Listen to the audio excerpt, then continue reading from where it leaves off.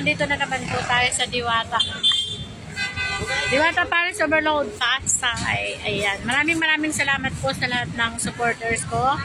At sa mga new followers, maraming salamat po. Ria Gallardo Vlog. Tara po, pasok naman tayo dito sa Diwata Paris Overload. At ipapasilip na naman natin ang ganap ngayon or update. Ayan.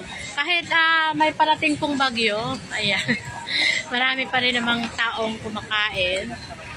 Ayan, mabuti nag-off ng music ang operator. Ayan. Ayan po ang ganap ngayon sa Diwata Paris Overload. Marami pa rin kumakain guys kahit may bagyong paparating. Ayan o.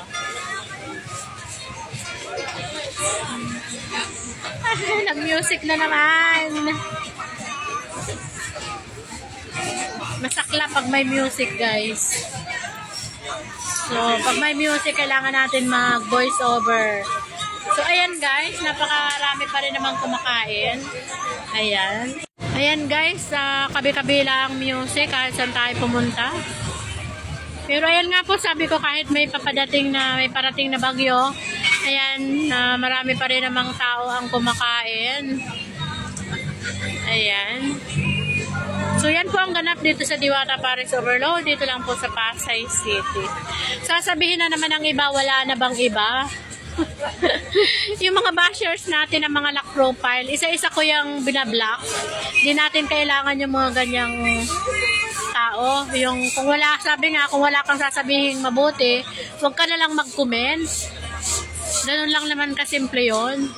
Para hindi ka ma-block, mapapagod ka maggawa ng panibagong fake account na nakalock. Mga kilala ko yan guys. Yan yung mga literal na haters ko.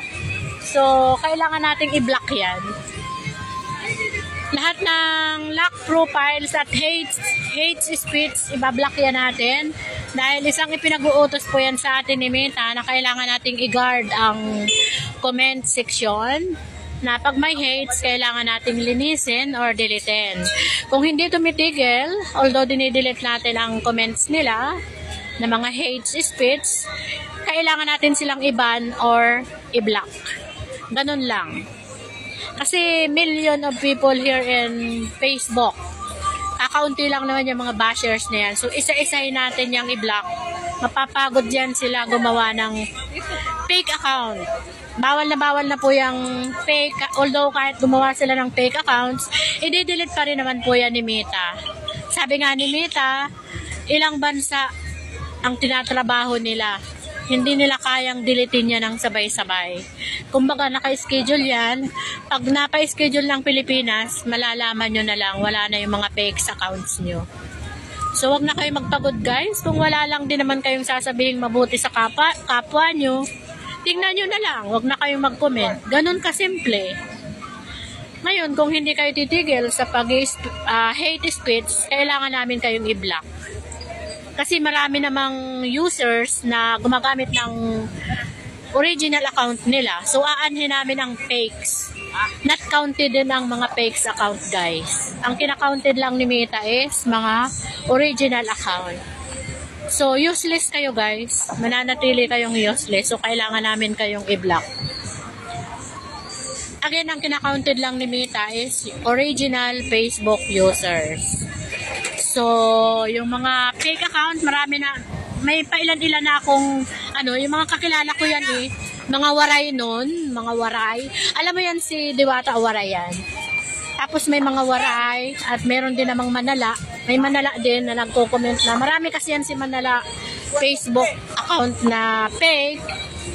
Kahit saan ako pumunta, talaga sinusundan ako niyan. Ni Manala. Para mag-hate speech. Wala kasing magawa sa buhay.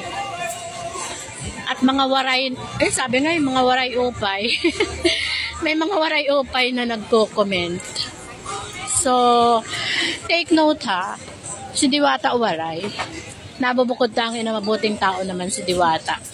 Pupuntahan ba naman niya na susuportahan ng mga vloggers at mga customers kung hindi mabuting tao si Diwata, di ba?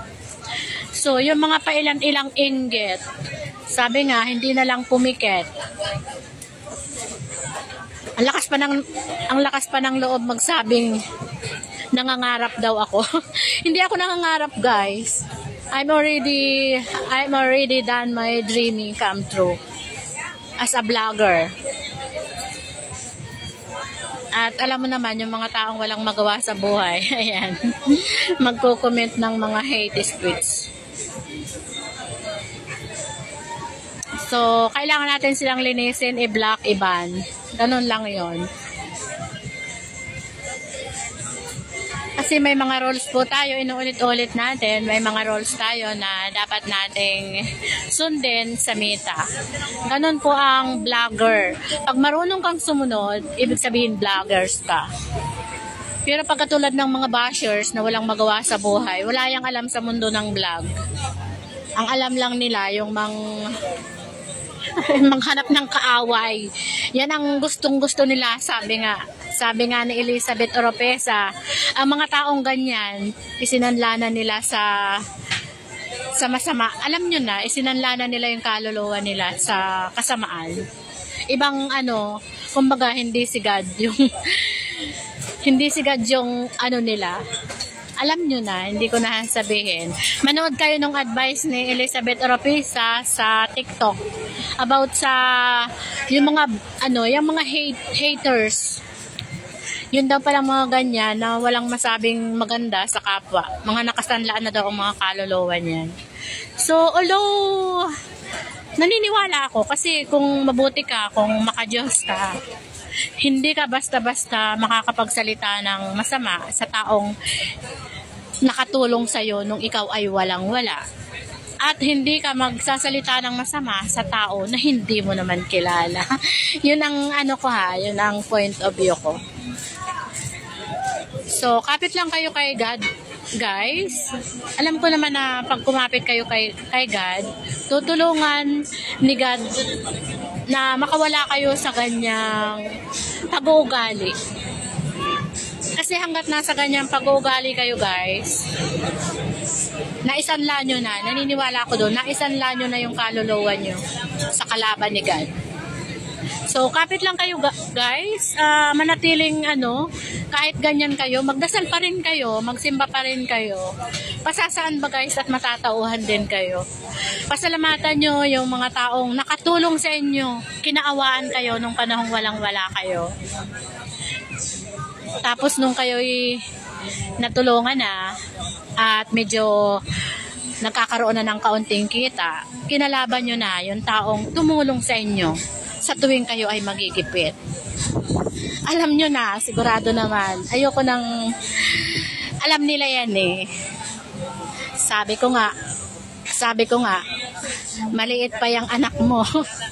Alam mo, bawat hingi nyo sa akin, hindi ko kayo binigo.